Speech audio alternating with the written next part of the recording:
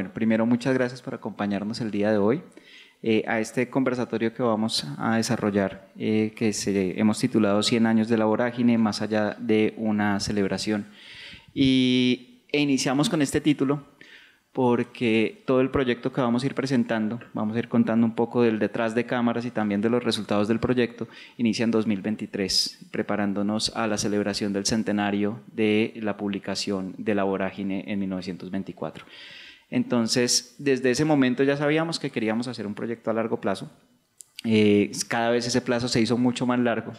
Ya les iremos contando hasta dónde va este proyecto y por qué decidimos extenderlo hasta el punto que lo extendimos. Entonces, lo primero que quiero contarles es un poco las generalidades del proyecto. Luego haremos una presentación de quienes nos acompañan el día de hoy y se van a ir dando cuenta por qué los invitamos y por qué están aquí ellos. Y es que cada uno jugó un papel fundamental para el desarrollo del proyecto que se titula La Vorágine, 100 años de lecturas. Entonces, para comenzar con este contexto,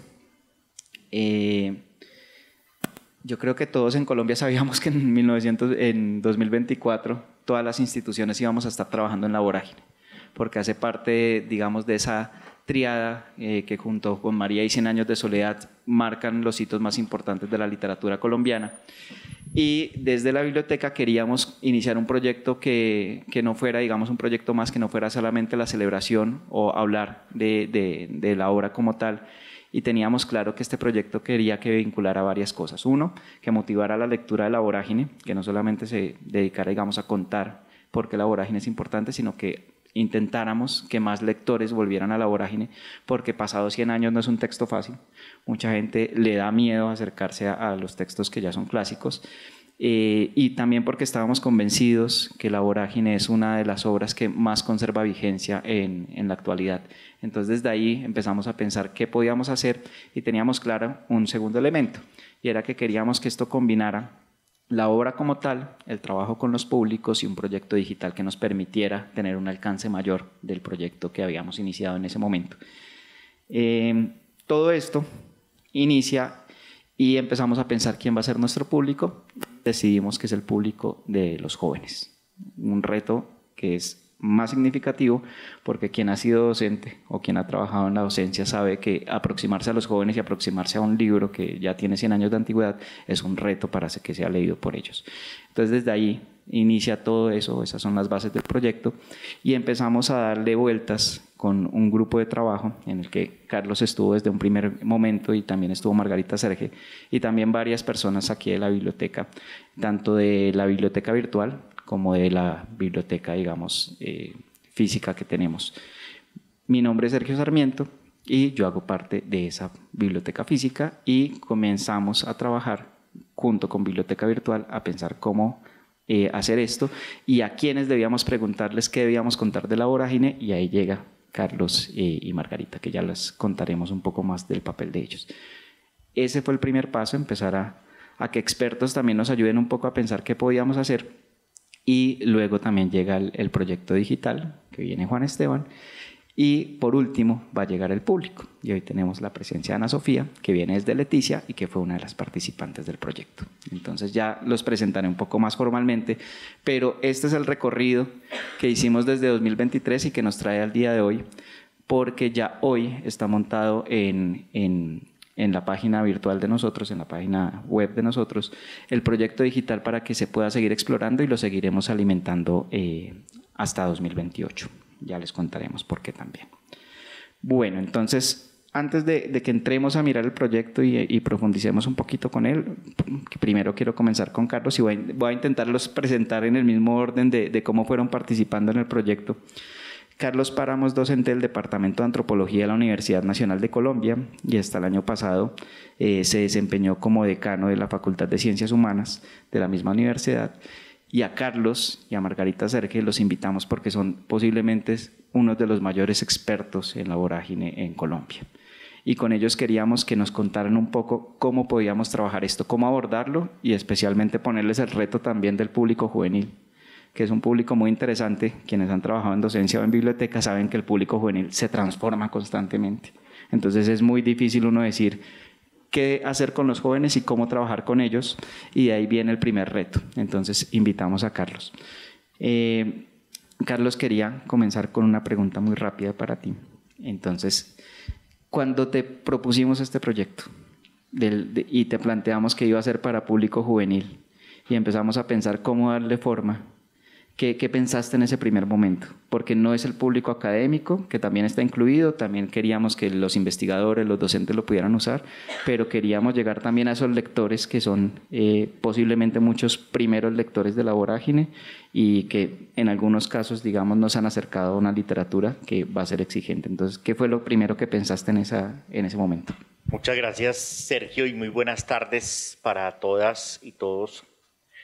Y si me permiten la deferencia particular, quisiera saludar especialmente a la maestra Carmen Millán, que es otra muy importante estudiosa de la obra de Rivera y de la vorágine en particular, y le tenemos una deuda impagable por su bello trabajo con la biblioteca de José Eustacio Rivera, que hoy en día está en la Universidad Javeriana.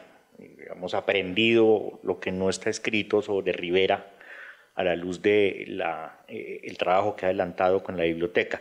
Pero bueno, yendo a la pregunta, bueno, aparte de lo estimulante de la invitación de la biblioteca, en lo particular, y creo que eso lo hablamos desde la primera reunión que sostuvimos contigo, con Fernando Barona, fue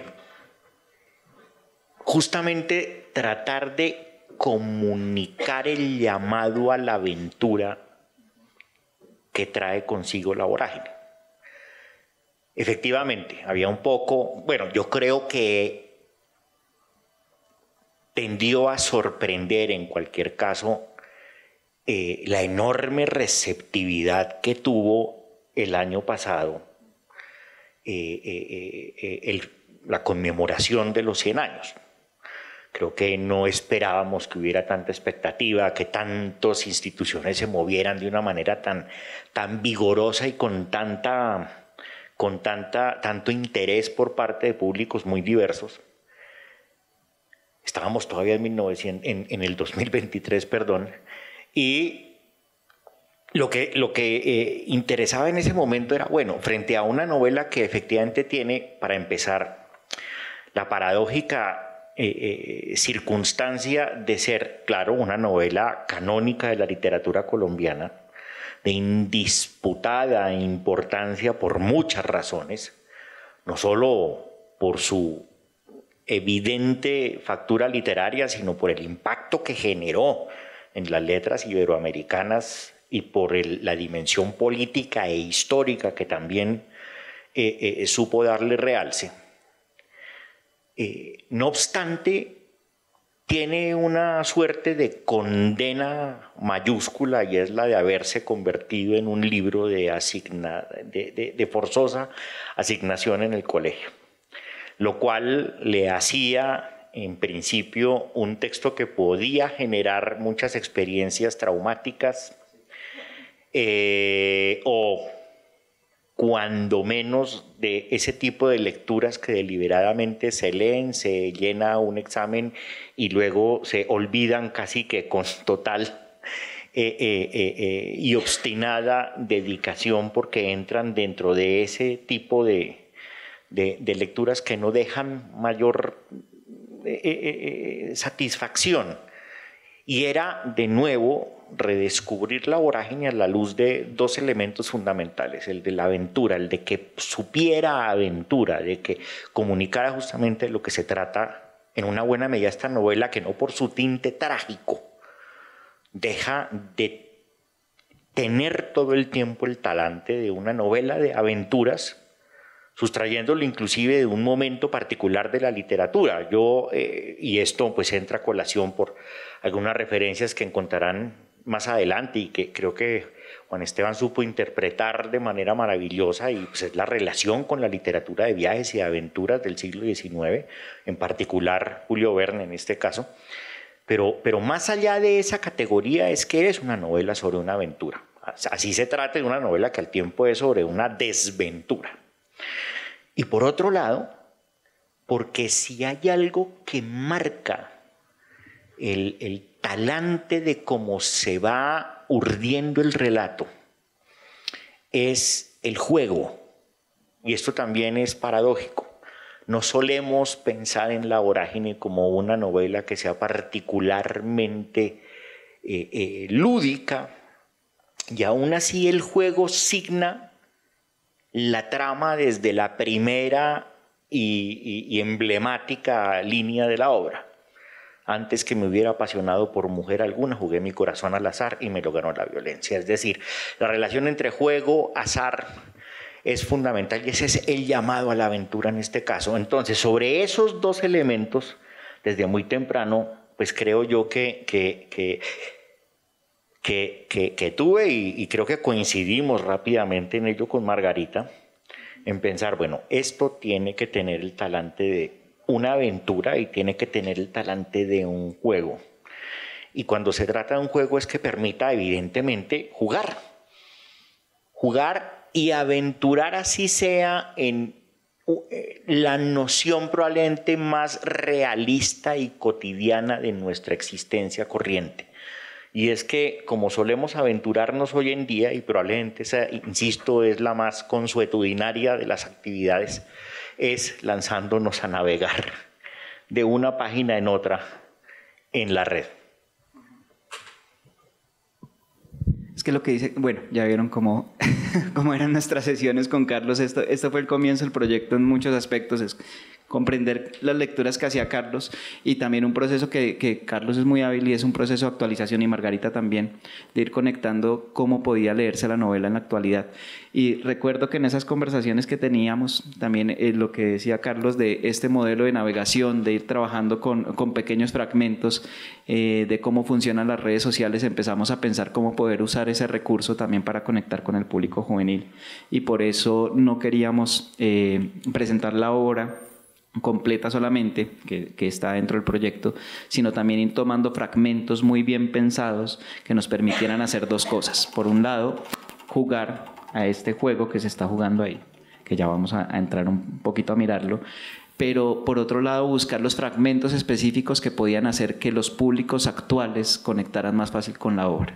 No solamente en el sentido de la obra en sí misma, sino dos aspectos que tuvimos en cuenta desde un primer momento, si Carlos lo recuerda, y es el aspecto emocional, o sea, fragmentos que conectaran emocionalmente al lector, especialmente al lector juvenil, y por otro lado que conectaran con historias de Colombia, de la realidad colombiana, para que ellos pudieran, mediante esa suma de la cita literaria y de mostrar otros documentos que nos muestran la historia de Colombia, la triste historia también de Colombia, lograr que los jóvenes también empezaran a pensar en su presente, o sea, cómo hemos llegado aquí. Esa fue una pregunta que nos hicimos en algún momento, no sé si te acuerdas, María Alejandra, en algún momento al comienzo del proyecto, y es jugar un poco a esa pregunta de cómo llegamos aquí. O sea, el país que somos en la actualidad, cómo se llega y cómo lo relata La Vorágine, porque otro elemento que también destaco de La Vorágine es que hay muchos temas de actualidad, muchos temas muy adelantados para su momento. Hay una mirada ecológica bastante interesante que rompe con lo que se creía en ese momento. Hay una mirada y una crítica al modelo extractivista. Hay una serie de elementos que todavía tienen muchísima vigencia a pesar de los 100 años. Entonces empezamos a jugar un poco con todo eso. Y el segundo paso que dimos, si te acuerdas, Carlos, fue después de que ustedes hicieron esa selección de los fragmentos, empezar a pensar cómo metodológicamente íbamos a ponerlos en diálogo con los jóvenes. Y de ahí, entonces, quiero presentar a la segunda persona que no está presencial el día de hoy, sino que está virtual, que es Mayra Ricardo, que fue una de nuestras mediadoras. Johnny, ¿me puedes, porfa, proyectar a Mayra para que la conozcan todos? Hola, Mayra. Hola, linda tarde, ¿cómo están? Muchas gracias, ¿me escuchan bien? Sí, te escuchamos muy bien. Mayra es una de nuestras talleristas estrella, trabajó en Leticia, fue la tallerista, la mediadora que trabajó con Ana Sofía. Y comencemos con Mayra, porque después de que ya empezamos a organizar esta metodología para conectar La Vorágine a partir de todos los insumos que dieron Carlos y Margarita, empezamos a pensar cómo esto se iba a llevar a la realidad y especialmente a las regiones, porque ese era nuestro gran interés, que esto no se quedara en Bogotá, sino empezar a conectar con las regiones donde realmente la vorágine tiene más vitalidad. Y Leticia, Florencia, todas estas regiones van a tener una conexión totalmente diferente. Ahorita que veamos el aporte de Sofía dentro de unos talleres van a ver una cosa que cuando estábamos evaluando aquí nos impactó mucho. Pero el primer paso antes de llegar al público era trabajar con los mediadores de lectura, y Mayra es una de ellas. ¿Cómo estás, Mayra? Pero el primer paso antes de llegar al público era trabajar con los mediadores de lectura, y Mayra es una de ellas. ¿Cómo estás, Mayra? Muy bien, Sergio. Hola, profe. Hola, Ana Sofía. Hola a todos. Qué bueno encontrarnos aquí y bueno, contenta porque es muy emocionante poder contar un poquito de lo que ha sido este camino con la vorágine, releerla y contar las experiencias justamente de cómo fue esa mediación. Yo quería iniciar, la había dicho a Stephanie, con un pequeño videito, porque me parece que la estrategia de poder jugar con los fragmentos potencia mucho lo que dice el profe, ¿no? Navegar la obra y el eco, ¿no? De lo que esos fragmentos nos pueden traer. En particular hay uno de los fragmentos que jugué mucho, fue con una escena de los mojojois, ¿no? Cuando cogen los mojojois, que son estos gusanos que sacan de los morichales, y va contando, ¿no? Cómo es que le succionan la cabeza y cómo lo chupan y todo lo que va pasando. Yo decía, bueno, ¿yo cómo puedo llevar esta mediación al contexto de Leticia? Vamos a jugar al saborear las palabras, ¿no? A qué sabe la novela también, porque la vorágine para mí tiene mucho sabor, ¿no?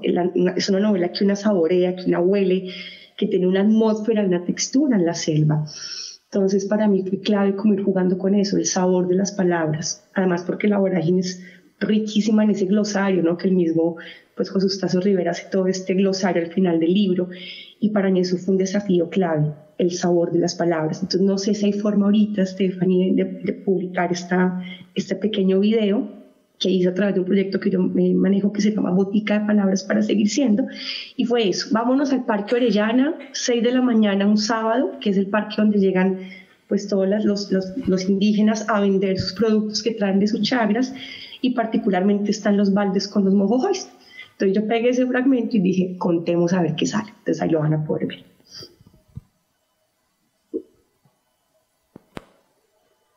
No, pero cuando usted vea que aquí en la mesa te pregunte, que está guardado, así como juego todos los días. Ya le entendí. Pero a veces tiene aquí guardado porque mi mamá sale a la calle. Ya, mira cómo muerde, mira cómo muerde. Una bolsa, mira cómo muerde. Mira, De pocas. Mentira, ya pasó, mira. Ya. Y qué ternura. Dale la cabecita, claro, eso se cae la cabecita. Vamos a aprender porque tiene su truco, ¿no? Mira cómo es, sí. Usted lo aprieta para que muera Sí. y lo arranca. ¿Y sale la tripa? ¿O no? Ahí sí, bote eso. ¿Eso se bota? ¿Dónde lo boto? ¿Por acá? Porque ¿eso qué es? ¿Eso café qué es? ¿Eso qué es flor de qué? Hoy la aventura de Mayra con mojojoy.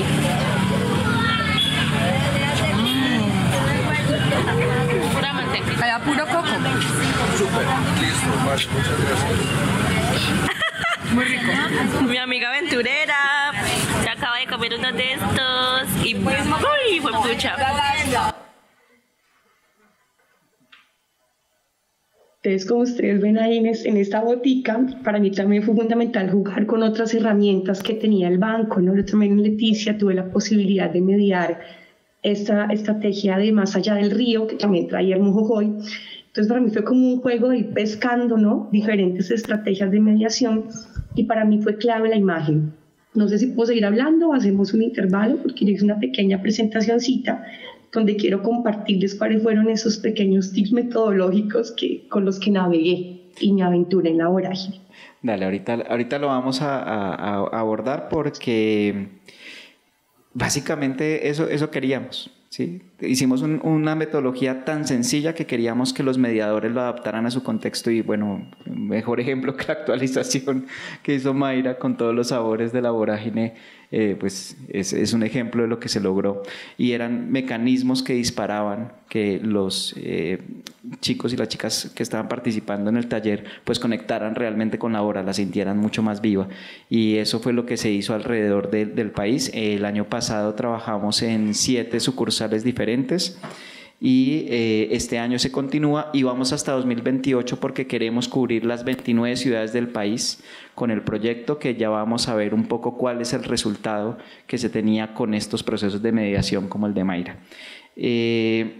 Después de que ya se tiene esta metodología, empieza a hacerse el trabajo con los grandes protagonistas, que tenemos una de las grandes protagonistas que es Ana Sofía, que nos está acompañando desde Leticia. Entonces voy a darte la palabra de la siguiente manera. Vamos porfa, mostremos el texto de Ana Sofía solamente. Y les vamos a mostrar dentro del proyecto digital que ahorita vamos a explorar un poco más con Juan Esteban. Queremos mostrarle a ustedes que aquí estamos empezando a recolectar las respuestas de los jóvenes de los diferentes lugares donde se está trabajando. En el caso de Ana Sofía, ella pues está dentro del listado de Leticia, y el texto que tenemos atrás es tuyo, ¿cierto? Este fue el que realizaste en una de las sesiones. El taller como tal, completo, se componía de 7 sesiones, que son 7 vértices que ya vamos a revisar ahorita cuando veamos todo el proyecto, que son los vértices temáticos que propusieron Carlos y Margarita. 7 temas que siguen siendo vigentes en la actualidad y que nos ayudan a guiar esa lectura de la vorágine. ¿Tú te acuerdas cuál era este eje? ¿Te acuerdas cuál era el tema que estabas ahí trabajando? ¿El extravío? El extravío, sí señora, ese era. Cuando nosotros nos llegó este documento que ustedes construyeron, ya vamos a contar, voy a darles un breve contexto de cómo era cada sesión. A nosotros nos sorprendió la respuesta que tú nos diste, no porque no esperáramos que pasara, sino porque estaba bellamente escrito lo que pasó.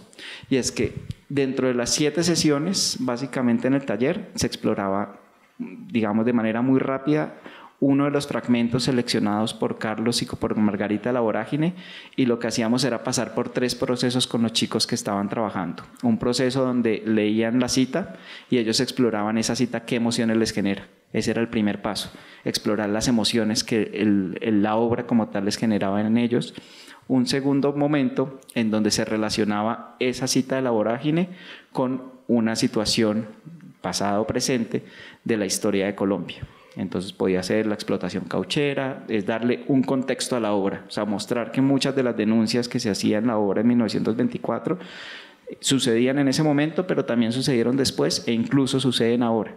Y por último, también les preguntábamos a los chicos y a las chicas que de toda esta reflexión que ellos habían hecho desde lo emocional, desde la relación con la historia del país, ellos qué Colombia se imaginaban para el futuro, como qué necesitábamos cambiar para hacer un país todavía mucho mejor y seguir transformando. Y cada tarjeta tenía unos colores. Entonces esta tarjeta que va en rojo está conectada con el tema de la emoción, y esta fue la respuesta de la emoción en una de las citas de extravío. Y aquí básicamente, vamos a ver si te acuerdas, ¿listo? La respuesta que nos sorprendió es que la vorágine, muchas veces la selva, desde el punto de vista del narrador, es un lugar peligroso, es un lugar que confronta, que se defiende frente a la explotación del hombre que viene a robarle los recursos. Pero cuando le preguntamos a Ana Sofía nos hizo esta pregunta: ¿cómo vas a pensar que tu casa es peligrosa? Esto es una respuesta y un cambio total a la visión que teníamos de la vorágine. ¿Tú te acuerdas de esta sesión? Así es, en esta sesión que Mayra fue la que nos hizo el ejercicio de hablarnos sobre la vorágine, Mayra lo hizo de una manera tan energética, tan llena de pasión.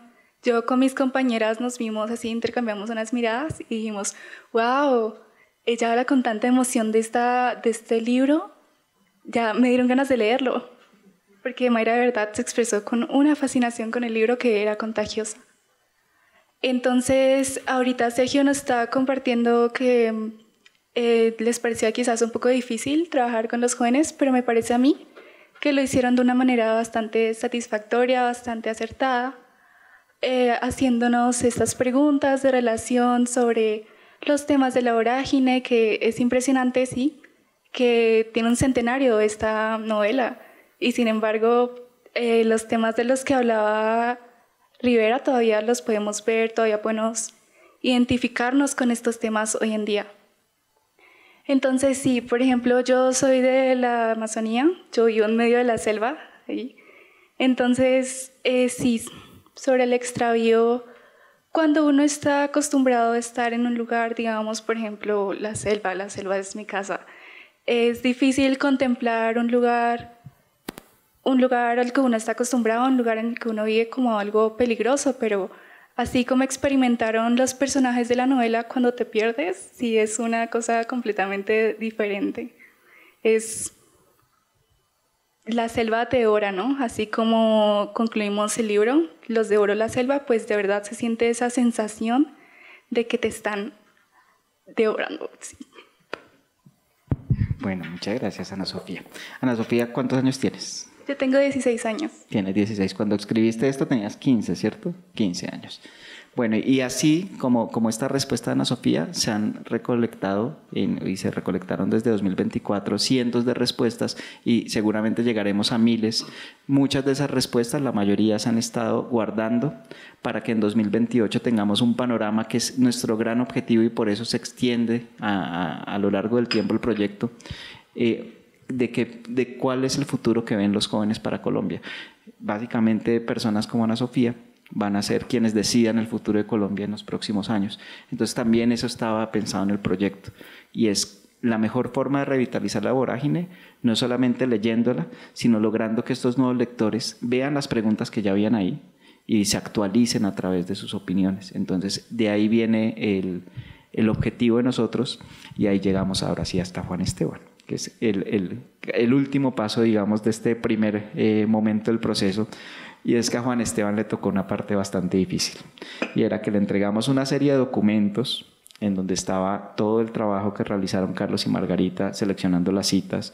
También Carlos y Margarita cada cita le hicieron un comentario para guiar un poco esa lectura, para fortalecerla.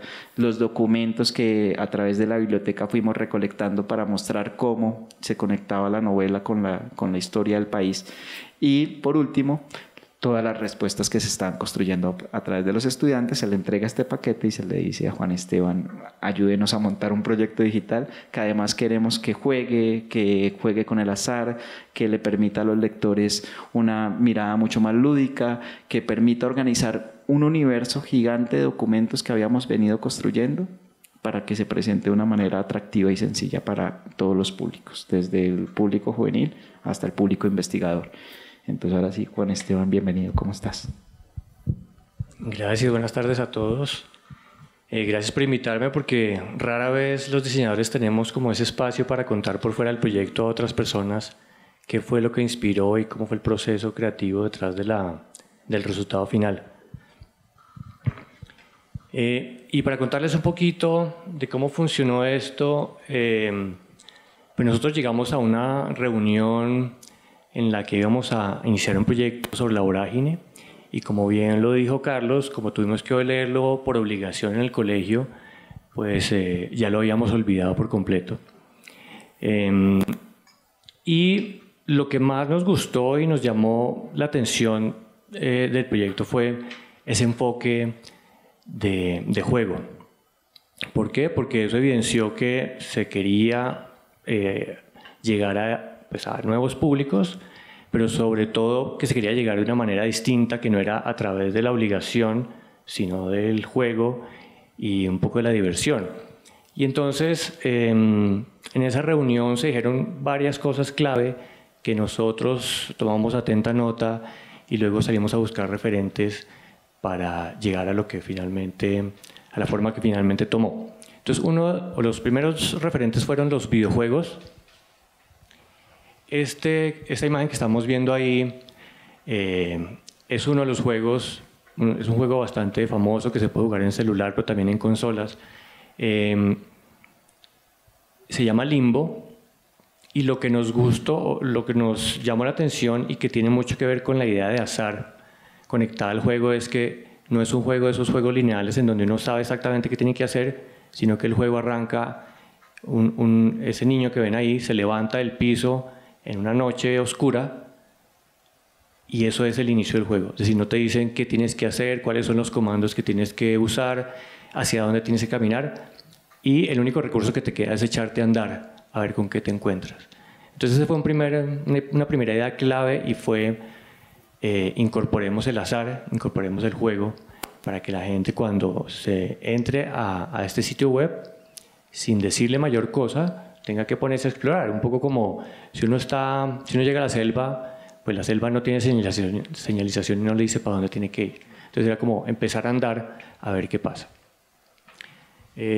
Otra de las imágenes que es de otro juego que se llama Inside, es exactamente lo mismo, es de los mismos realizadores y es lo mismo. Uno lo sueltan en un lugar desconocido y no le dicen absolutamente nada y tiene que lanzarse a lo desconocido. En la siguiente, la otra condición que nos pusieron es no queremos más selva. Y eso fue como un golpe en la cara porque vamos a hablar de la vorágine. Toda la referencia que hemos visto de la vorágine tiene que ver con la selva. De eso poquito que recordábamos de la lectura que hicimos en primaria fue que ocurría en la selva, que se perdían en la selva, que todo era con selva. Entonces decíamos, ¿cómo hacer un proyecto sobre la vorágine sin selva? ¿Y por qué sin selva? Pues por lo que están viendo ahí, que ese recurso de la vegetación exuberante estaba absolutamente agotado. Entonces, si queríamos una aproximación nueva, una mirada fresca, teníamos que buscar por otro lado. Ese otro lado fue el juego. Incorporamos también un poco de la estética de esos libros impresos con imprenta de tipos móviles. La imprenta de tipos móviles estuvo vigente hasta inicios del siglo XX, porque aunque pareciera arriesgado si íbamos a acercarnos a un público joven, cómo íbamos a meterle esta estética que inmediatamente lo sitúa uno en siglos atrás, pero también hicimos uso de ese gusto que existe últimamente en redes sociales por aquello que hoy se nombra como vintage, que es que todo lo vintage y todo lo que sucedió en épocas atrás tiene su cierto encanto. Yo tengo una hija de 13 años a la que le fascinan los 80s y ella me dice que le habría encantado vivir en los 80s y pasar enfrente de un cine y ver el cartel de Karate Kid, porque ella es fan. Y dice, ¿cómo es que ustedes, refiriéndose a mi esposa y a mí, cómo es que ustedes pasaron por delante de los cines y vieron un cartel de Ralph Macchio y pues no les pareció la gran cosa? Yo hubiera dado cualquier cosa por estar ahí, en los 80s. Entonces, esa noción de lo vintage y de esas cosas del pasado que no pude vivir y que solamente puedo vivirlas a través de lo que otros cuentan, tiene su atractivo en las generaciones de hoy. Entonces nos pareció que ese podía ser un camino, no lo teníamos muy claro, pero lo que hicimos, pero conectado inmediatamente con la idea de interactividad. Ahí por eso está esa manito, el cursor de la manito. Es como ver cómo vinculamos eso que nos lleva tan atrás con el hoy y la interacción y los medios digitales. Y otros recursos ya más del diseño como la tipografía, digamos, nadie diferente a un diseñador sabe sobre tipografía, pero uno sí la siente. Entonces, si a uno le ponen una letra al lado de otra, uno puede decir, esta es más seria, y esta es más juguetona, y esta es más de otra época, y esta es más actual. Y entonces en tipografía, de un tiempo para acá también hay esa onda vintage y de cómo recuperar tipografías de otras épocas y modernizarlas y ponerles un toque de hoy. Esa tipografía que se usó en el proyecto y con el que está escrito la vorágine dentro de la página web, es un ejemplo de eso. Es una tipografía diseñada hace apenas unos 2, 3, 5 años, pero es inspirada en la caligrafía, en el trazo caligráfico de otras épocas. Y esto que se llama el steampunk, como el punk relacionado con el vapor, que es una estética y es un tema de ciencia ficción que se sitúa como en un futuro próximo, pero con una estética totalmente retro, que crea máquinas del futuro, pero con materiales del pasado. Entonces son robots, son máquinas, son trenes, carros, etcétera, hechos con madera, con hierro forjado, con cuero y que funcionan a vapor. Entonces la combinación del futuro y el pasado en esa estética también nos llamó mucho la atención y sentimos que podía conectar con esa idea de traer del pasado de hace 100 años algo y ponerlo en el hoy. El tema de las postales y el viaje, porque varias de las imágenes que nos compartieron desde el banco pues nos conectaron un poquito con la idea del viaje, de esa época en la que la fotografía se convirtió como en esa herramienta de conquista del mundo, en el que la gente salía y se fotografiaba con paisajes impresionantes detrás, y era como decir, llegué a un sitio inhóspito y lo conquisté. Y eso quedaba reflejado en fotografías y en postales, y esa idea de esa imagen de otro lugar exótico y de otra época nos pareció que podía funcionar, y ya la conexión con la pantalla de inicio.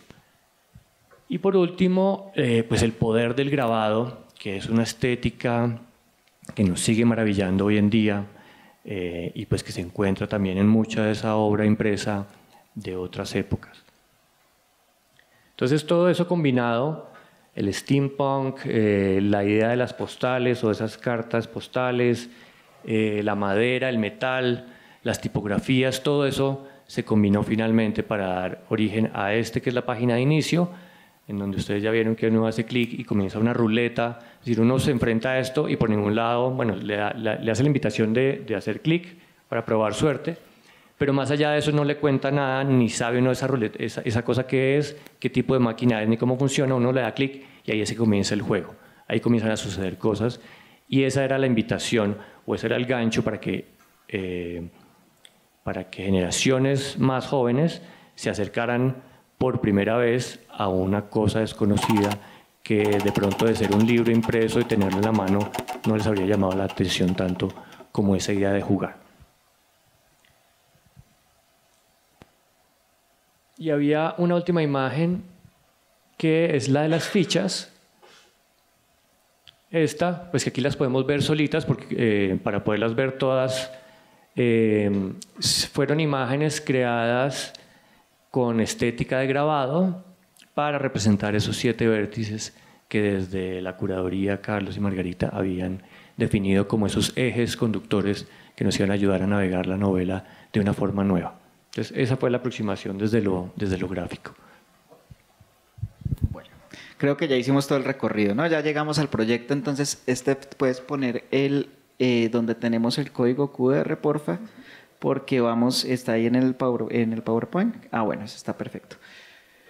Quienes puedan, porfa, escaneen el código QR para que una vez tengan aplicación, porque vamos a empezar a explorar un poquito y a seguir conversando del proyecto a partir ya de la exploración de la aplicación. Entonces, quienes puedan, escaneenlo.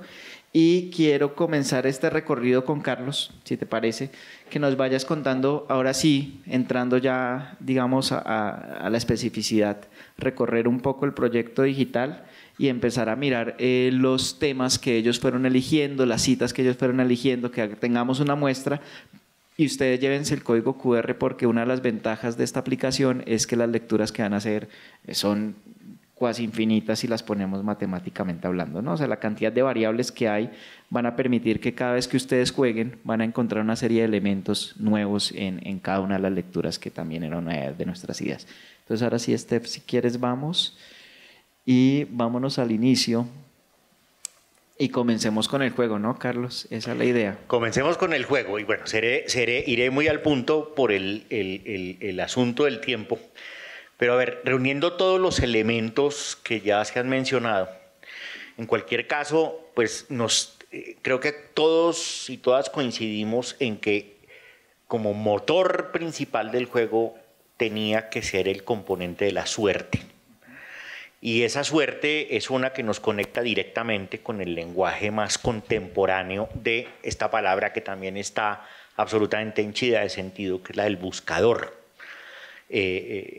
La Vorágine es una novela de búsqueda, es una novela de buscadores, y en varios buscadores, cuando menos, uno encuentra la curiosa categoría voy a tener suerte. Y es también como lanzarse un poco al azar a ver qué es lo que le sale, y queríamos jugar con el recurso de voy a tener suerte. O sea, vamos a tener suerte porque esa es la suerte con la cual arranca además la novela, y sobre eso era también pasearnos hacia otro horizonte que era una ruleta, pero a la vez es jugar con esa simbología de la rueda, que es la ruleta, que es la rueda de la fortuna, que es el carrusel, y por qué no una brújula que caprichosamente se mueve justamente de cara a la fortuna, de cara al azar, y que nos llevara a lo que terminamos conviniendo que fueran lo que convinimos en llamar unos vértices entendidos, dígase, como las vueltas que conducen de manera centrípeta hacia una vorágine que lo van succionando a uno. Hubieran podido ser, ni qué decirlo, muchísimas más, pero consideramos que estos podían ser lugares por los cuales entrar a la vorágine. El azar, la codicia, espejismos. Bueno, sobre espejismos les comento, ahí tuvimos una gran y no terminada de saldar discusión con Margarita, porque podía ser espejismo, podía ser ilusiones. Los dos funcionan. Lujuria, violencia, patria, codicia, extravío, y cada una de estas, pues lo primero era que tenía que tener evidentemente anclaje en un número significativo pero manejable de apartes de la novela. Es decir, las muchas y distintas instancias en las que aparece este fenómeno, ojalá en distintos momentos de la novela, ojalá con respecto a distintos personajes, y siempre en diálogo, y esto es importante decirlo porque era parte del desafío, era que esto pudiera tener relación directa, claro, la relación pudiera ser innumerable, pero es con fuentes del Banco de la República. Es decir, que pudiéramos jugar también con un importante, pero finito, archivo, insisto, enormemente rico de libros, de cuadros, etcétera, que estuvieran además, también es importante decirlo, libres de derechos. Es decir, cuando comienzan esas cortapisas, el juego se vuelve mucho más exigente, pero por ende se vuelve mucho más interesante. Porque claro, pues implica es empezar a triangular toda esta información y buscar hacer esos ganchos, y la verdad sea dicha, pues claro, fue un trabajo demandante, pero enormemente divertido, que permitió también pues lanzar a descubrir buena parte de los tesoros que alberga el banco. Entonces, sin más preámbulos, como para materializar esto, cojamos un vértice al azar, Estefan. Entonces vamos a tener suerte. ¿Cuál vamos?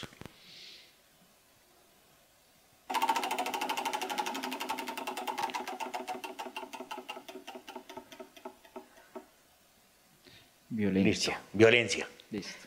Entonces, claro, había que, pues hay un pórtico al problema donde buscábamos inscribirlo de cara a un diálogo, pues que ubique el fenómeno en la novela, pero que también inmediatamente lo traiga a un contexto que nos hable. Tal vez escogimos el que resultara más evidente en este momento, que nos une como un hilo hasta trágicamente los tiempos presentes, pero a partir de allí también jugar con muy distintos tipos de alusiones, porque la idea es que no hubiera nada que fuera extremadamente previsible. Es decir, que pudiéramos ver, por ejemplo, el fenómeno de las violencias en la vorágine con respecto a muy distintos fenómenos, más allá de lo que se vuelve también a veces un lugar común, que es la extracción y el genocidio cauchero del Putumayo, etcétera, tópicos de los cuales tendió a abusarse, además, si se me permiten, algunos momentos del centenario, porque dejaron a la vera muchos otros asuntos.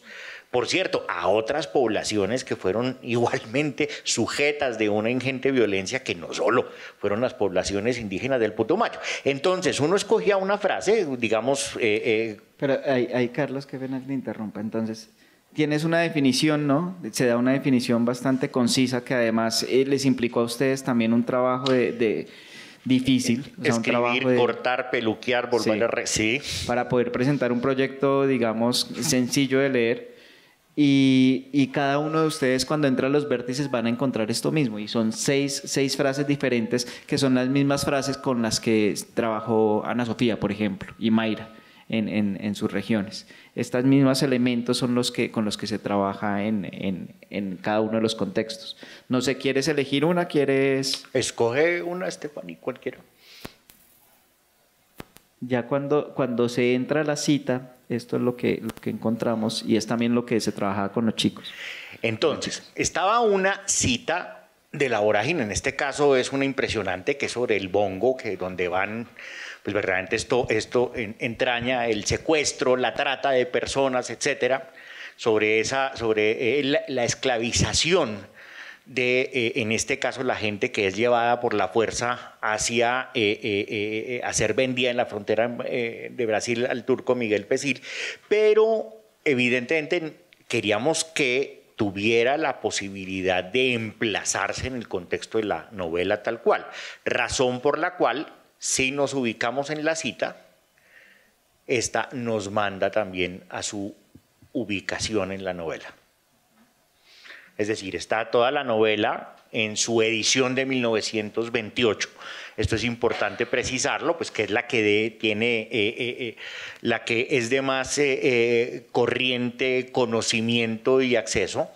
Y sobre esta, pues era posible encontrar el lugar en el cual concretamente aparecía la cita y que permitiera, bien fuera un proceso de doble vía. Uno encontraba la cita y se iba a la novela y veía dónde está, o estaba perfectamente, está la posibilidad de que alguien esté leyendo la novela y quiera ahondar en lo que esa cita alberga.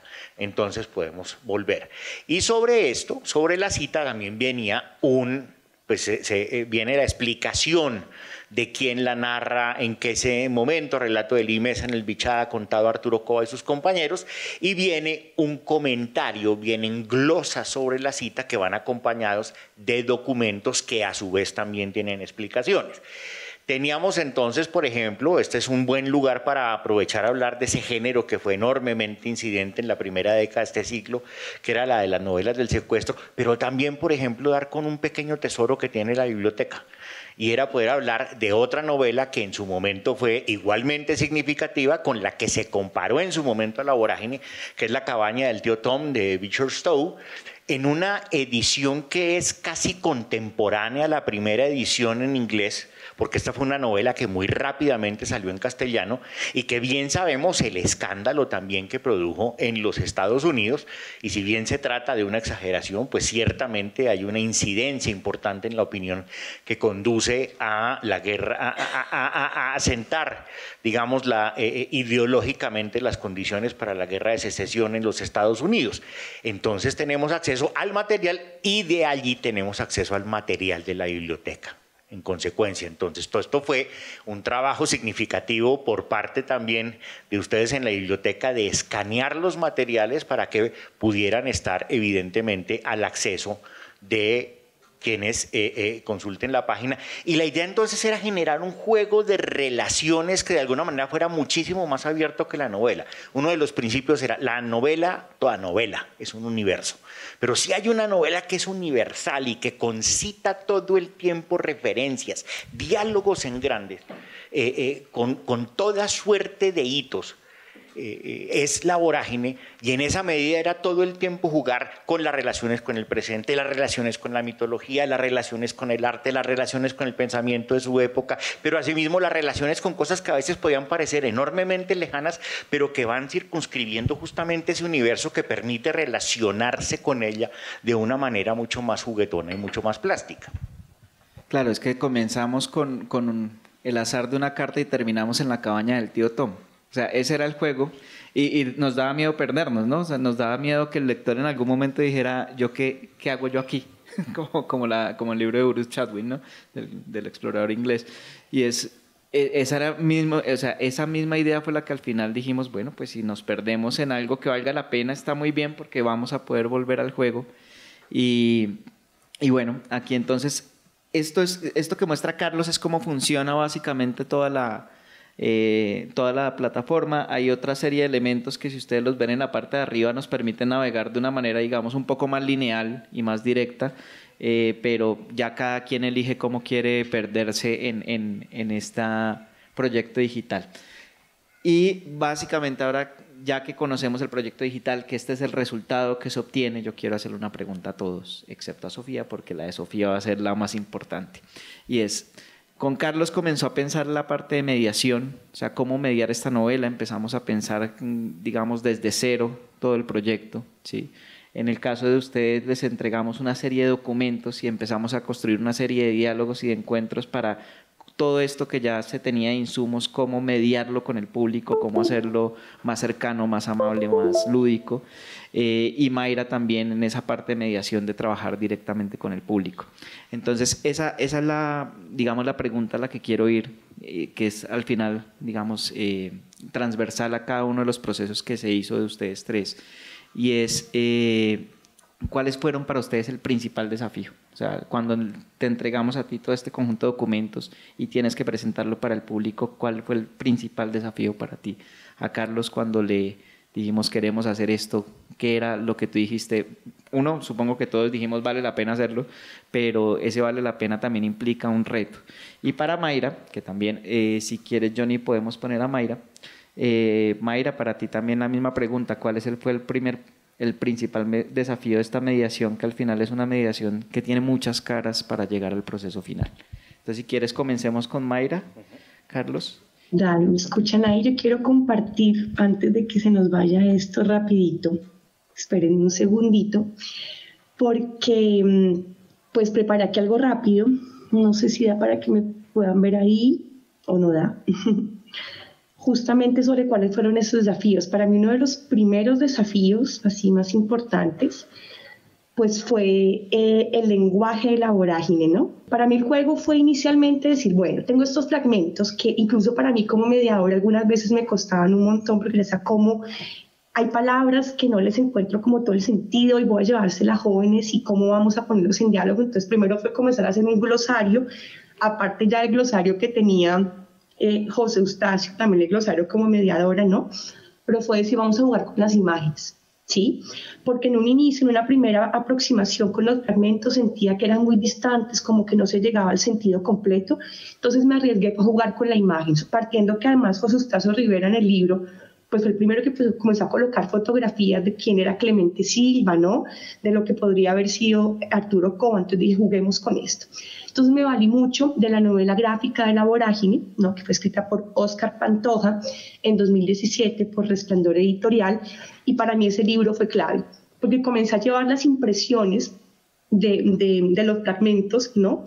Y lo ponía en diálogo y sentía que eso potenciaba mucho más los fragmentos, ¿no? Entonces llegaba y les presentaba, no sé, cuando llegábamos a la indiecita Mapiripana, que la indiecita es un personaje que los chicos y chicas quedaban fascinados porque esta sacerdotisa, ¿no? De las selvas, que se devora a este cura, entonces quedaban como con esa lujuria en la piel, pero la veían en la imagen, era una cosa desbordante.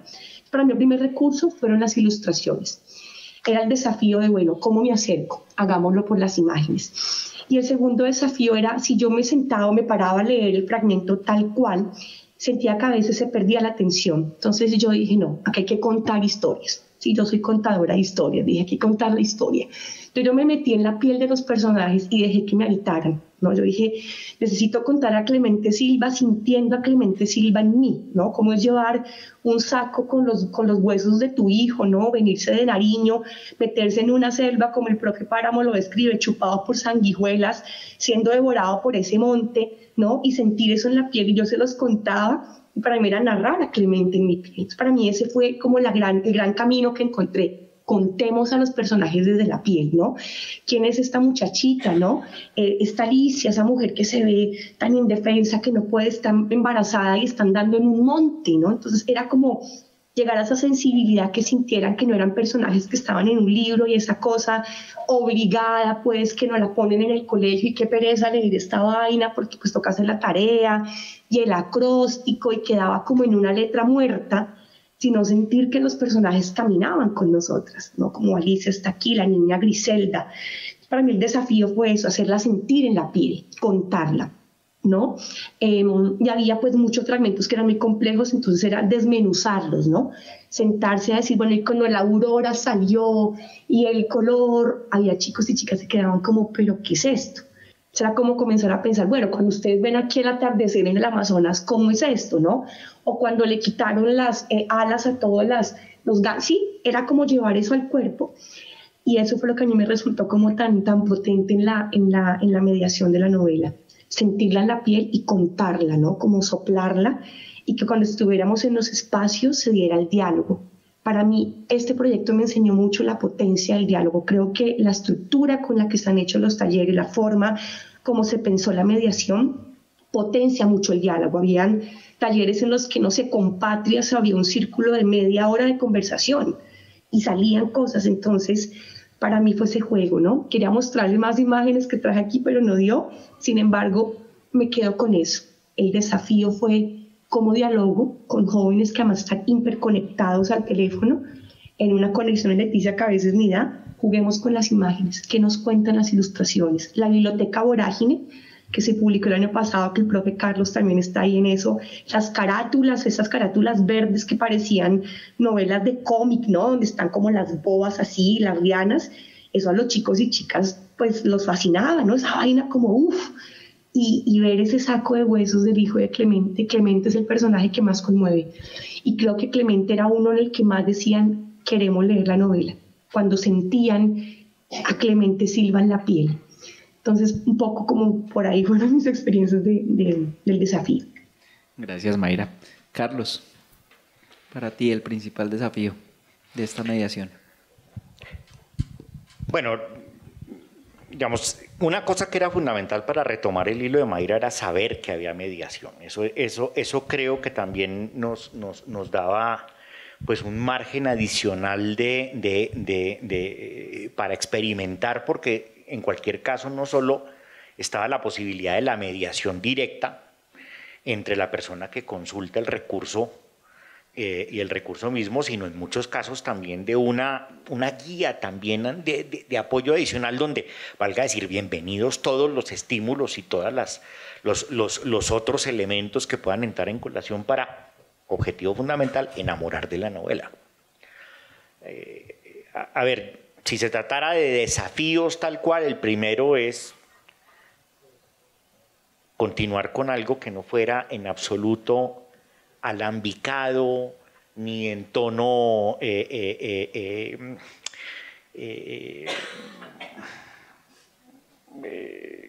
avuncular en el mal sentido de la palabra, en tono de invitar a la lectura de la novela, no de una manera melosa, no, sino enamorar de la novela, enamorar del juego de la novela, de perderle el miedo a la novela.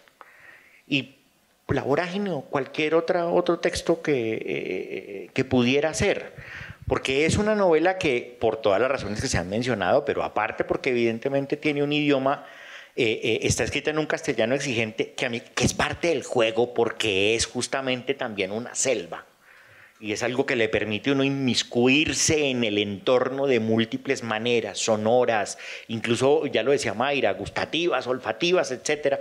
Es decir, es un trabajo del lenguaje enormemente fino para meterlo a uno en el lugar. Y justamente en parte tiene la magia de los términos que no se reconocen fácilmente, pero que son enormemente sonoros, como quien se está adentrando en un entorno que empieza a reconocerlo por lo llamativo, bien sea por algo que le agrede, por algo que le fascina, etc. Pero entonces era perderle el miedo a adentrarse en ello. Entonces lo primero era seducir. Y para seducir, evidentemente, para responder concretamente a la pregunta, porque es lo más difícil, era ser lo más eficaz posible en la comunicación.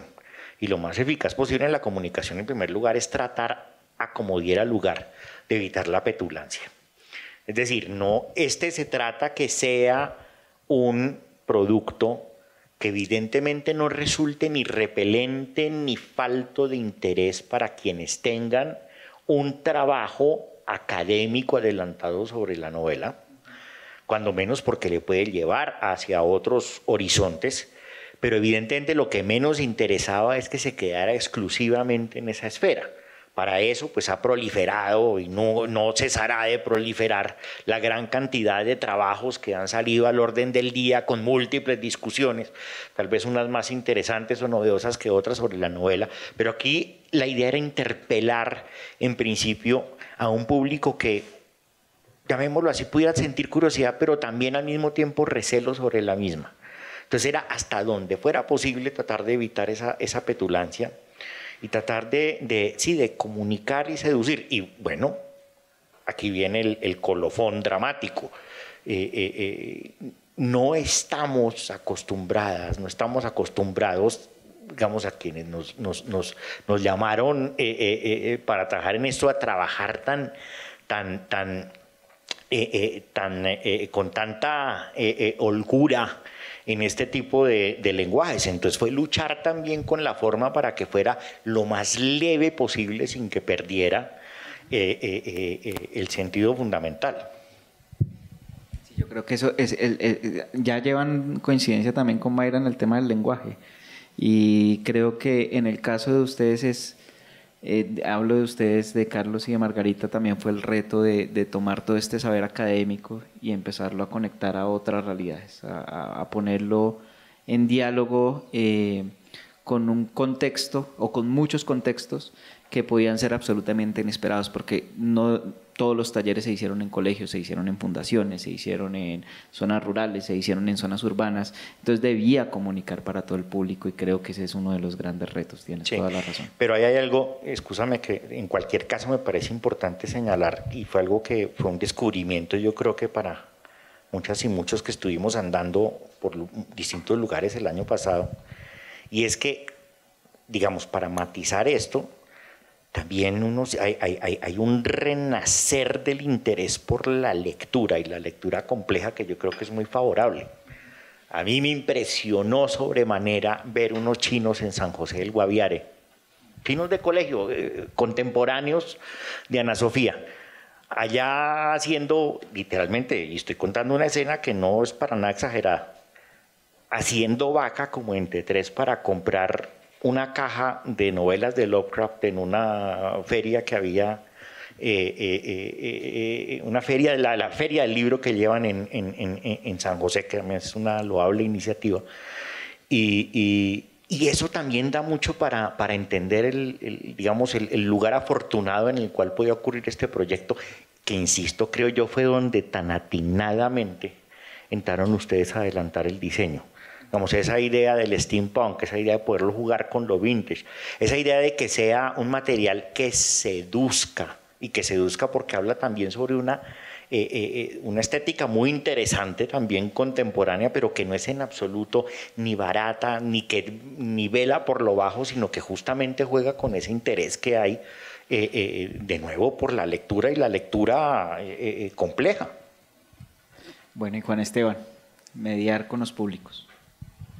Pues para nosotros el reto más fuerte fue no tener millones de Mayras que se le sentaran a la gente al lado del computador y meterles esa emoción que le pone ella cada vez que habla.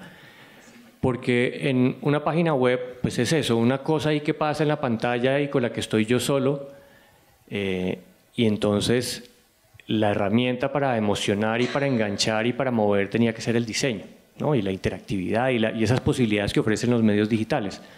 No teníamos esa mediación y esa emoción, sino que era a ver qué, llego a una dirección y a ver qué me muestra, y si no me engancha lo suficiente en los primeros 10 segundos, la abandoné y me fui para otro lado. Entonces ese fue el principal reto, lograr enganchar, porque una vez enganchado, cuando la gente ya da un clic y la ruleta se mueve y comienzan a pasar cosas, la gente le da una oportunidad, y puede que ya no navegue 2 segundos, sino 2 minutos o 5, o quede tan enganchado que dure 10, 20, 30 minutos delante de la pantalla descubriendo cosas. Ya como es de bonito, esto es tanto como decía algo que no me había ocurrido, y es que el mayor desafío era ser Narciso Barrera. Enganchar, saber seducir. Bueno, y yo Sergio, disculpa, sí, dale, Sergio, que el profe también. Carlos, solo una cosita que faltó, que la dejé aquí en la pantalla. Una de las cosas que fue un hit en la mediación era esta palabra, ¿no? Yo le decía, bueno, ¿qué es un rumbero? Se pregunté a un chino, una china hoy de 15 años, Ana Sofía, ¿qué es un rumbero? Creo que yo sé, les pregunté, bueno, ¿y ustedes qué es un rumbero? ¿No? No, pues el que baila, ¿no? El que le gusta la fiesta, el que se va a bailar tales. O sea, cuando jugábamos a esa exploración, que casi todos llegaban, era eso, no están jugando. No, pues es que un rumbero es aquel que conoce los caminos intrincados de la selva, ¿no? El que ha aprendido a leerla, el que se mete al monte y sabe leer ese mapa que está en las copas, y el que sale y entra, ¿no? El que se extravía, pero que sabe cómo salir de ella. Y eso era pues una alucinación, con, uy, ¿cómo así que eso es un rumbero? Entonces me parece muy potente en las próximas versiones de La Vorágine jugar, insisto, con ese sabor y esos múltiples sentidos de las palabras, ¿no? Que es el rumbero hoy, pero el rumbero hace 100 años, ¿no? Pero que es el rumbero que sigue siendo el que los que transitan los montes en Leticia, ¿no? Entonces, esa fue una de las experiencias que a mí me pareció más potente, que es un rumbero, y a partir de ahí entramos a conocer el corazón de Clemente Silva. Entonces quería dejarlo así como un apéndice de la participación. Es que escuchando a Mayra uno ya entiende que lo chévere que deben haber sido los talleres en Leticia, ¿no? Bueno, Sofía, ya escuchaste la explicación de todos de cuál fue el reto de lograr conectar con La Vorágine, con los jóvenes. Personalmente, digamos, desde la biblioteca lo que también queríamos hacer era construir este archivo ciudadano porque sabemos que va a dar cuenta al futuro de una serie de percepciones que pueden pasar desapercibidas y que era una gran excusa para empezar a escucharlos a ustedes también desde edades muy, muy jóvenes, muy tempranas, y empezar a conocer esa perspectiva que tienen de país y tener la oportunidad de compararla. Todas estas razones que has escuchado, todas las respuestas que dimos, ¿te engancharon a ti? ¿Cuál fue tu experiencia con el taller? ¿Funciona o no funciona? Bueno, es que con Mayra de tallerista también digamos que hay una pregunta trampa, es muy buena.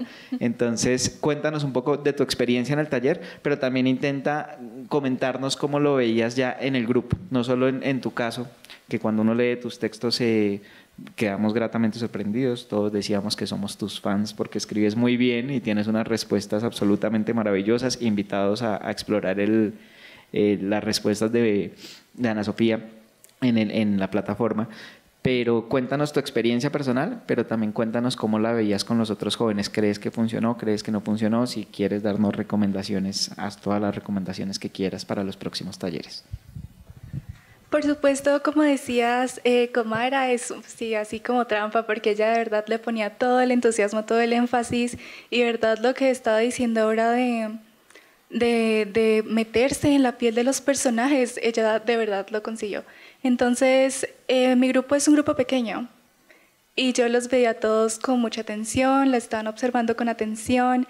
Como le decía, sí es un enfoque bastante acertado para trabajar con los jóvenes, de esos talleres, estos juegos que aumentan la retención, ¿no? Porque, digamos, con lo de la dopamina rápida de las redes sociales, la retención de las personas ha disminuido, pero esta es una gran estrategia para inspirarnos, para de verdad hacer que nos llame la atención, que veamos eso y que digamos, wow, esa novela, vamos a leerla. Bueno, y quería hacerte una pregunta a ti, y esta pregunta ya nos va a llevar a una pregunta de cierre para todos también, y es, para ti, ¿por qué leer La Vorágine hoy? O sea, ¿por qué volver a un texto que se escribió hace 100 años? ¿Cuál sería tu respuesta después de haber participado en los talleres, después de haberte acercado a la obra? ¿Por qué crees que se debería leer hoy una obra como estas? Y también por qué crees que deberíamos seguir haciendo este trabajo a lo largo del tiempo, especialmente con los jóvenes. Se agradece el trabajo que han hecho, es un proyecto en el que han puesto mucho esfuerzo, y La Vorágine es un libro así centenario, ¿no? Pero es una frase que me gusta mucho es: el que no conoce su historia está condenado a repetirla. En libros como La Vorágine podemos ver la realidad de muchas zonas del país, por ejemplo en la Amazonía, la cauchería, y es inspirador, es importante reconocer las situaciones que ha pasado el país en autores como por ejemplo Rivera, y sí es importante recordar y tener la cultura de estar queriendo aprender, de estar queriendo saber. Listo, gracias Sofía. Bueno, y entonces vamos a invertir un poco el orden, pero va a ser la misma pregunta. Trabajamos desde 2023 en este proyecto, vamos a seguir trabajando en él, y creo que en un proyecto tan largo uno debe creer en lo que está haciendo. Entonces la misma pregunta para todos ustedes, ¿por qué leer La Vorágine hoy? Si quieres comencemos con Carlos, Vamos con Juan Esteban y terminamos con Mayra. Vale, lo que pasa es que yo acá debo sustraer la pasión personal de una pregunta, digamos, que pudiera responderse con algo de desapego. Creo que es una obra maravillosa. Creo que es una obra maravillosa en el sentido trascendental del adjetivo. Es decir, que todavía maravilla. Y ojalá maraville no solo por las razones previsibles. Sí, es una novela muy importante de la literatura. Yo no creo que uno tenga alguna vez que leer nada. O sea, el tener que leer es el peor camino es como tener que enamorarse de alguien. No, es justamente más bien poder uno sucumbir ante la maravilla de algo. Y es una novela maravillosa, porque es una novela que conforme se lee es muy juguetona. Es una novela que tiene humor. Nadie habla del humor de Rivera. Y Rivera tiene mucho humor, así sea humor negro. Y juega además con uno, como una especie de gato perverso con un ratón.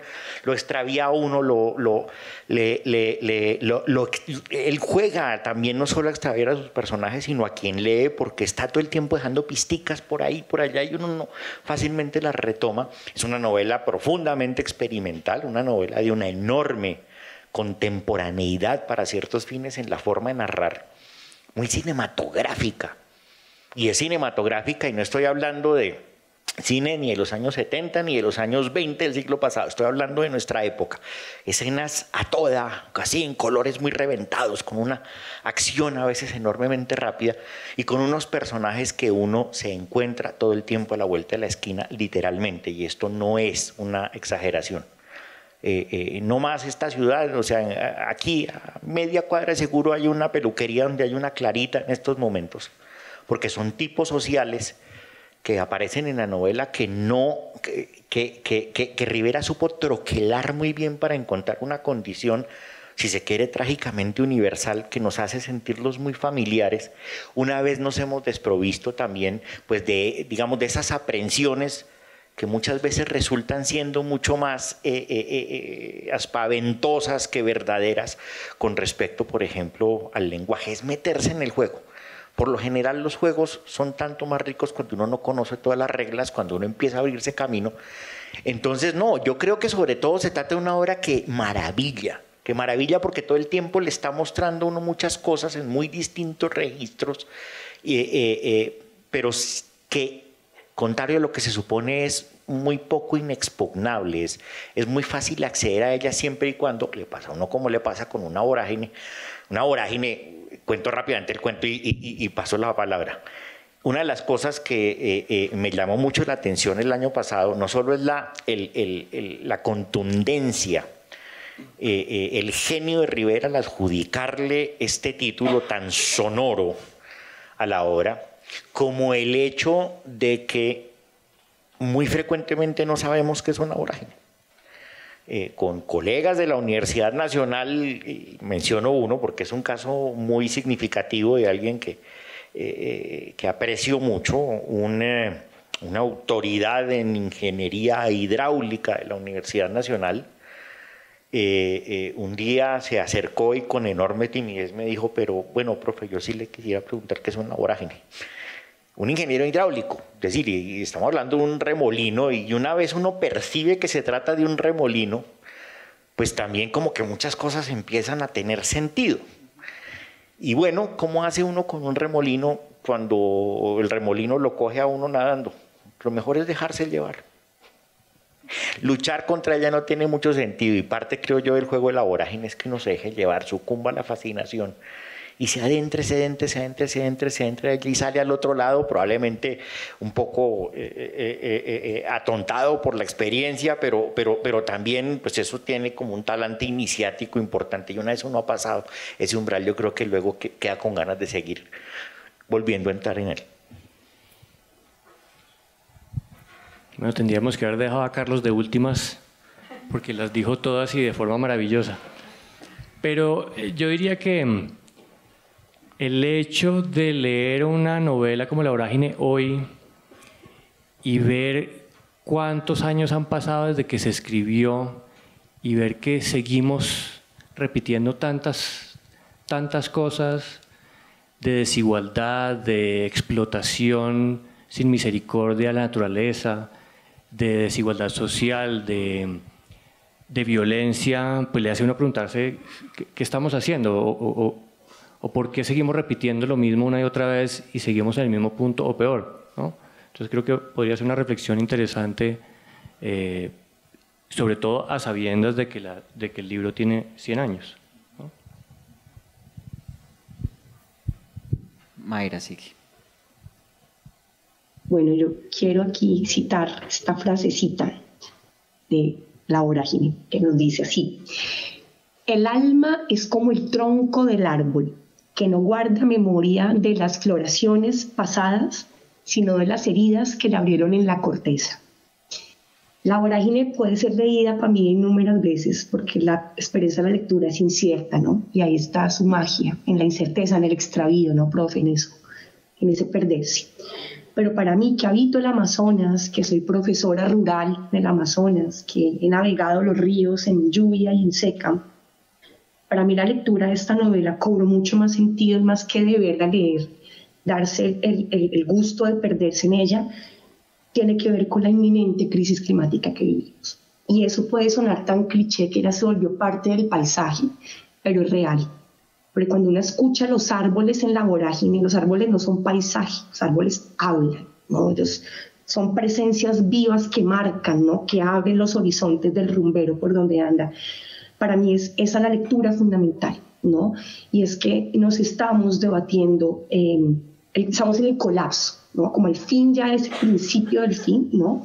En un momento en el que la Amazonía y el río Amazonas particularmente tuvo el año pasado casi un 82% seco su caudal, o en un momento en el que Brasil, por ejemplo, se estamos disputando una ley que se conoce como la ley de la devastación, que quiere permitir explotar petróleo en el fondo del Amazonas. Entonces, para mí este libro dialoga con la necesidad inminente, como decía Liane Brown, esta periodista brasilera, en su libro Banseiro o Coto, traducido al español como Amazonia, centro del mundo, de amazonizarnos. Y para mí, y más que para mí, para Liane Brown, ¿qué es amazonizarse? Y amazonizarse es entender que es volver a un movimiento radical de aquellos que se dividieron del planeta vivo a esa materia del sistema, ¿no? Alguien que se dividió.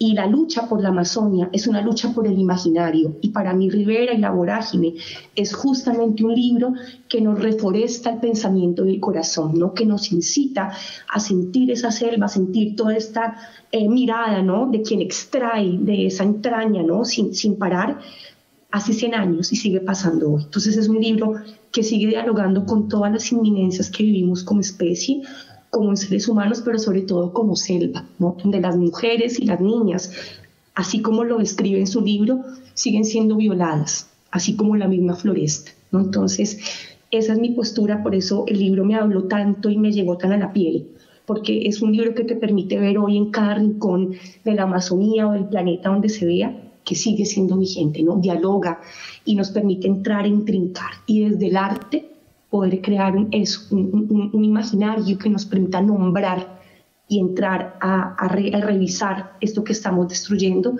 desde finalmente lo que hace el arte, que es la imaginación, ¿no? La potencia del lenguaje, de crear nuevas palabras para habitar eso que nos están desarraigando. Desde ahí es como mi apuesta por volver a leer una y mil veces La Vorágine. Muy bien, gracias Mayra.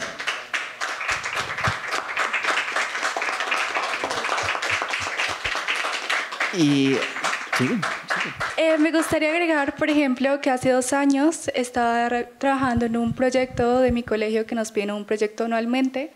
Estaba haciendo una reconstrucción de los periodos de violencia que se dieron en la Amazonía usando literatura.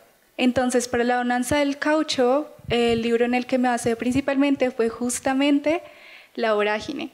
Ahora, en ese momento yo estaba apoyándome principalmente en frases de La Vorágine que retrataron explícitamente la violencia, la desigualdad, el uso que le daban a a las personas indígenas como siringueros con condiciones de trabajo lamentables. Y entonces, apoyándome principalmente en estas frases, logré explicarles a las personas que me están oyendo, personas de mi colegio, bastante bien sobre este tema, sobre el tema de la cochería.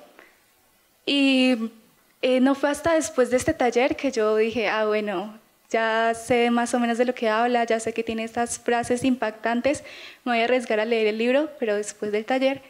Y entonces que yo haya podido usar este libro de 100 años, que para explicarle a jóvenes, a niños, le expuse principalmente a la primaria, sobre estos temas de historia, de sociales, pues sí.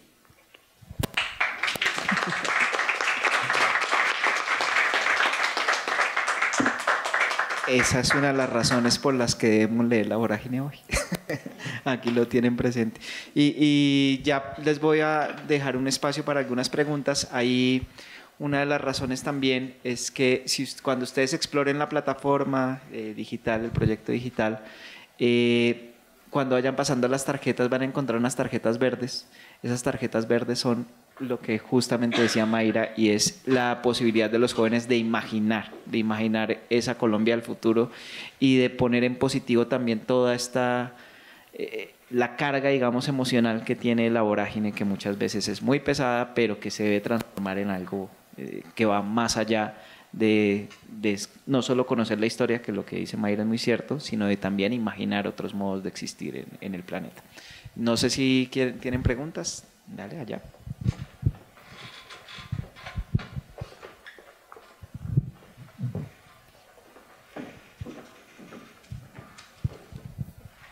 Hola, muchas gracias por esta charla muy linda. Mi nombre es María Eduarda, yo soy de Brasil, pero estoy acá para una investigación y pues un gusto estar acá. Yo recién conocí el proyecto y me pareció muy lindo. También he explorado un poquito e incluso he leído algunas cosas que Ana Sofía escribió, son muy lindas, felicitaciones. Realmente me encanta y quisiera decir que me encantó la cuestión de, por ejemplo, el rumbero y la importancia de explorar las múltiples significaciones de las palabras, las cosas. Y también me encantó lo que dijo Ana Sofía acerca de conocer la historia. Y pues yo que trabajo con arte y legado y memoria y justicia de transición, me gustaría saber si pues lo han conectado su trabajo en los talleres y pues actividades también con el legado de la comisión, porque también mucho de lo que he leído en su plataforma también se conecta con lo que hay en la Transmedia y pues creo que sería muy rico también para que la gente tenga esta conexión con otras iniciativas que ocurren en el país y pues también cómo lo ven la importancia del arte para el legado. Muchas gracias.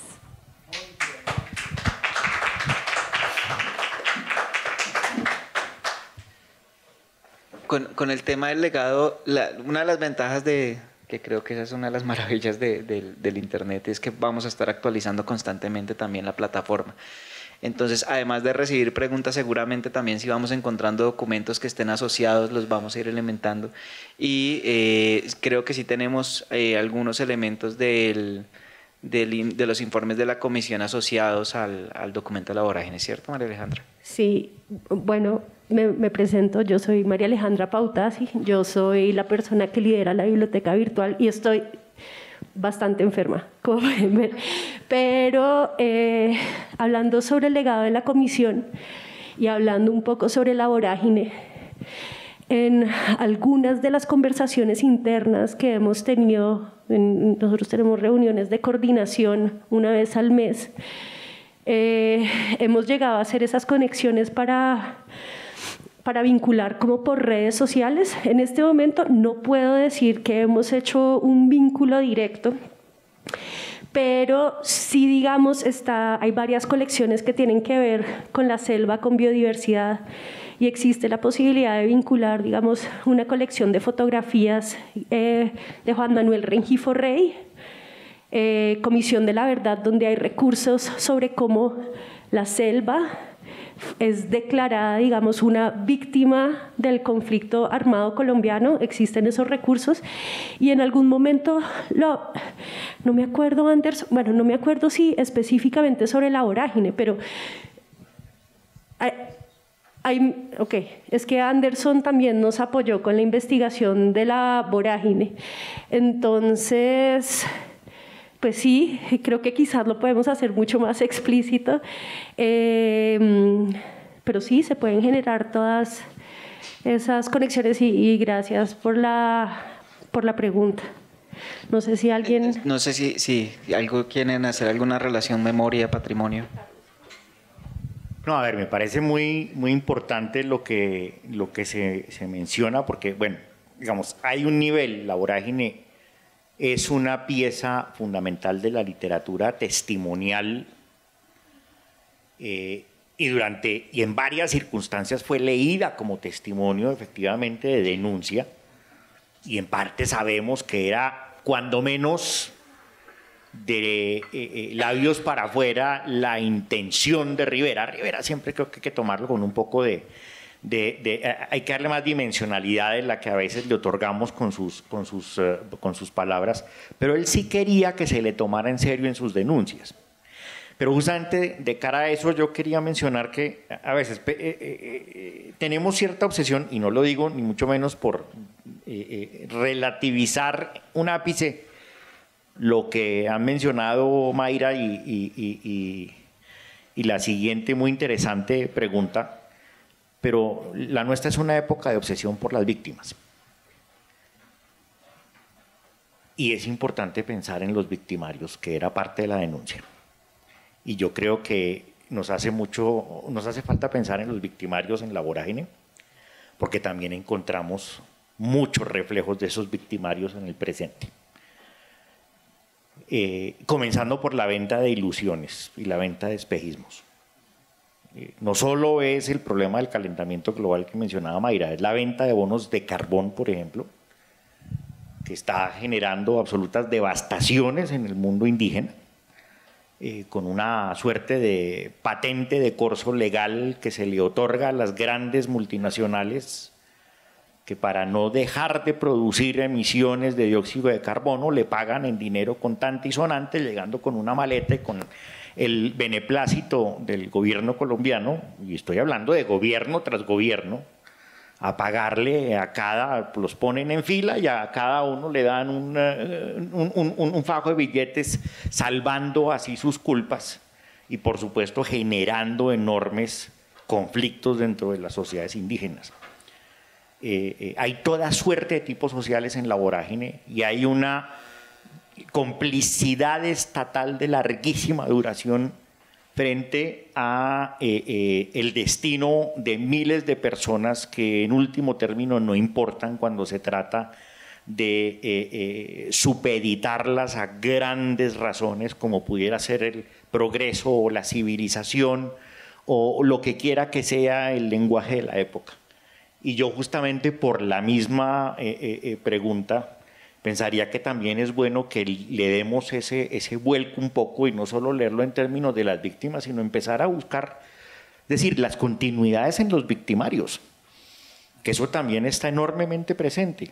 Los mismos actores armados un poco sujetos ahí al capricho de quien los financie mejor, la misma a veces mediocrísima representación diplomática, no siempre, pero en toda suerte de connivencias también con intereses creados de turno en detrimento de la soberanía nacional, etcétera. Eso vale la pena también que sigamos viendo.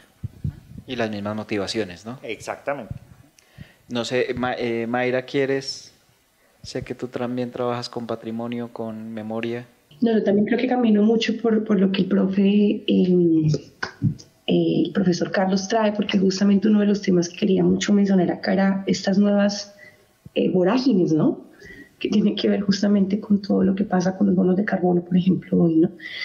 Entonces, en ese sentido, sí creo que es una escucha fundamental por la selva, ¿no? Para mí siempre ha sido como más en el camino que llevo ahorita, la selva como víctima, pero justamente pensar hoy cuáles son estos nuevos espejismos, ¿no? Estas nuevas fantasías que nos está trayendo todas estas formas de sustentar la capa de ozono y aquí demás.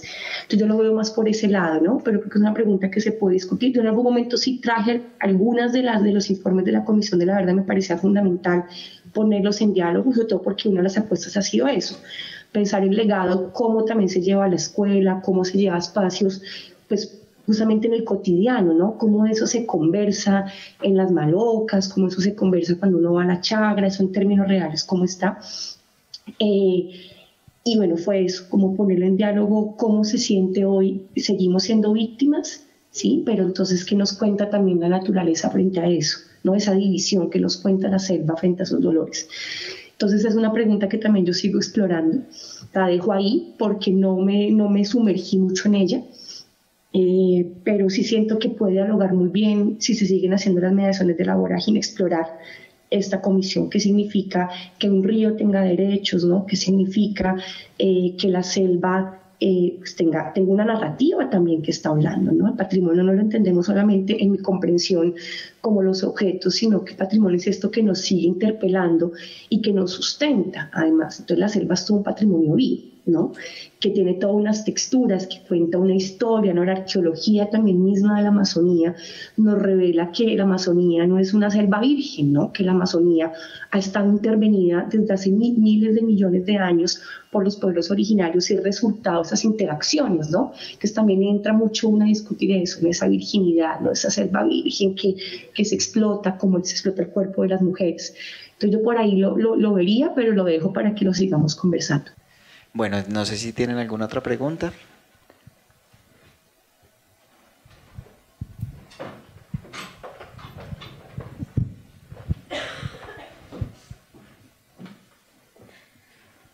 Mi nombre es Ángel Daniel Barro. Yo recuerdo que leí ese libro hace unos 50 años. Un profesor de historia fue el que lo colocó a leer y estaba mirando el trabajo de usted con el contexto hoy día, contexto histórico que se está viviendo, y yo lo traigo hacia el Catatumbo, porque el Catatumbo también es selvático. Todos los conflictos que se están presentando hoy día de minería, de coca, de otras cosas, es exactamente lo mismo que pasó en la época de los caucheros. Entonces decía el profesor que teníamos que mirar al victimario también, porque hay unas causas. Porque es que a veces las violencias se generan por algún motivo y nunca miramos la causa. Ah, no, es que yo también soy víctima y todos nos declaramos víctimas. Entonces sería bueno mirar lo que decía el profesor Carlos, al victimario, porque ahí está la raíz de él. Y es un libro tan actual que ha pasado 100 años y sigue lo mismo que hace 100 años estamos viviendo. Muchas gracias.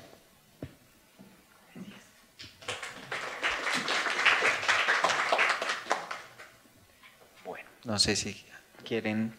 Carlos, ¿quieres comentar algo? Yo tengo una pregunta sobre el 28. Señora, díganos, profe.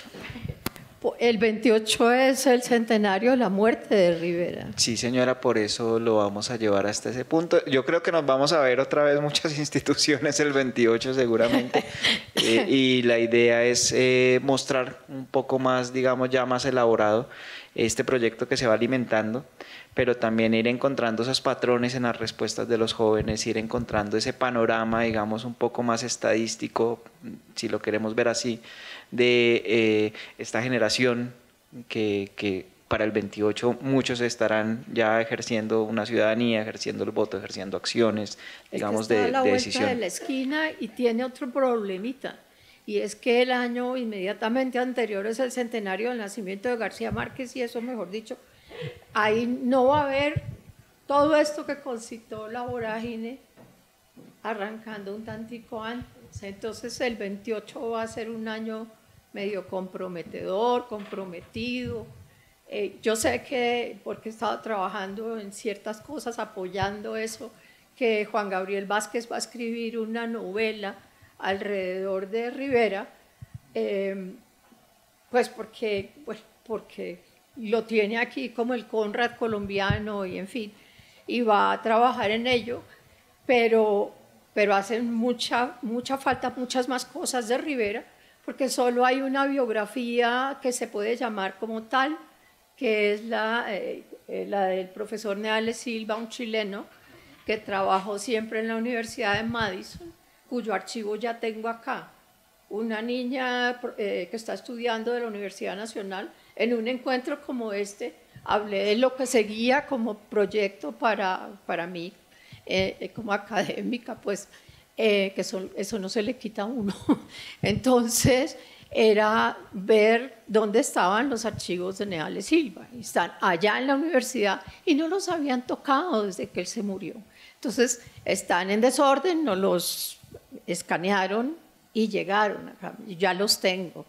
Entonces, 2 archivos que nos van a dar un montón de cosas, Neales Silva y el archivo de los meses que vivió Rivera en Nueva York, que está todo en Manizales.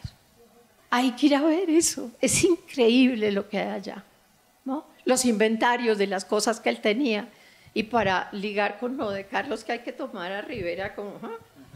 tenía planeado irse con su amigo del alma y de otras cosas a una expedición al África, matar animalitos. Estaba listo, tenía la ropa, tenía las escopetas, tenía todo para eso.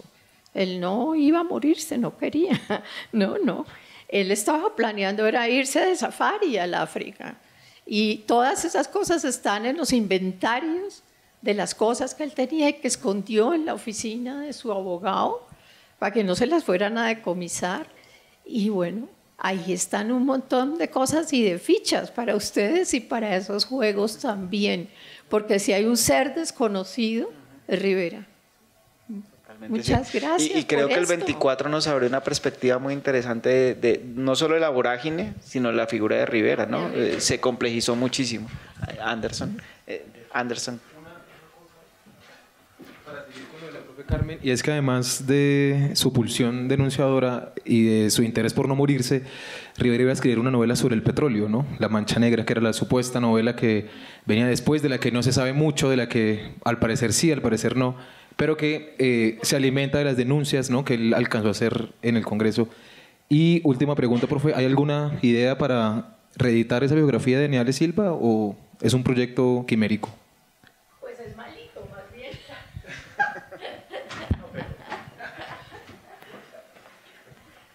No, a ver, yo lo que quise, hay de varias cosas. Una puya, digo el milagro y no el santo por la circunstancia, pero la editorial dueña de los derechos de Horizonte Humano, Vida de José Eustacio Rivera, la única biografía sólida sobre Rivera hasta la fecha, que es una biografía que ya tiene medio siglo, por alguna extraña circunstancia, porque es una editorial absolutamente robusta, con una enorme presencia en el país, no la publicó el año pasado, digamos, dentro de una muestra de absoluta y estúpida miopía, y en cambio produjo una edición de La Vorágine vergonzosamente fea y mala. Y de nuevo, pero eso da un poco cuenta también de la falta de atención sobre estos asuntos. Es absolutamente fundamental que repensemos la vida de Rivera a la luz de la evidencia que está apareciendo. Esto que cuenta la maestra Carmen es maravilloso, que ya digamos que se esté trabajando sobre los archivos de Neales Silva, entre otras cosas porque, claro, cada obra es producto de su época. Y buena parte de los chismes más interesantes sobre Rivera, Neales Silva los cayó, porque él mismo decía, todavía hay gente viva y pues no quiero de alguna manera comprometer la confianza que depositaron en mí. Entonces pues hay partes que elimina de lo que transcribe la correspondencia de Rivera o datos, etcétera, pero sobre todo porque inevitablemente la ventaja histórica permite tener más dimensiones sobre el personaje, nos permite leerlo en unas claves probablemente un tanto más ambiciosas en el buen sentido de la palabra, de lo que podía ser leído en la época en que lo hizo Neales Silva.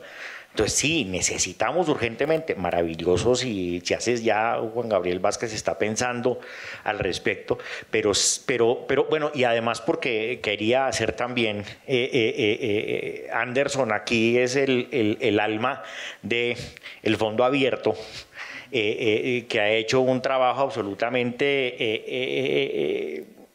dedicado y puntilloso para consignar todas las fuentes contemporáneas a Rivera que le mencionan y que están en la colección del banco y que también se convierte en una herramienta enormemente importante. Es decir, hay muchos lugares donde están apareciendo cosas, como bien sabemos, pues ya hay una comprensión mucho más elaborada de los manuscritos de la vorágine, el proyecto de la Biblioteca Nacional, la cual estuvo a cargo Norma Donato, está la publicación de Juan Gil, la obra dramática inédita también a cargo de Norma. Es decir, hay muchas personas, hay muchos fondos que están apareciendo que nos permiten tener, digamos, una lectura más compleja. Ojalá entonces haya una feliz conjunción de fuerzas e instituciones en el 28, que yo coincido en que, bueno, vamos a ver qué tanto aguanta la riveromanía de aquí hasta el 28, pero bien visto, el 28 es también centenario de las bananeras.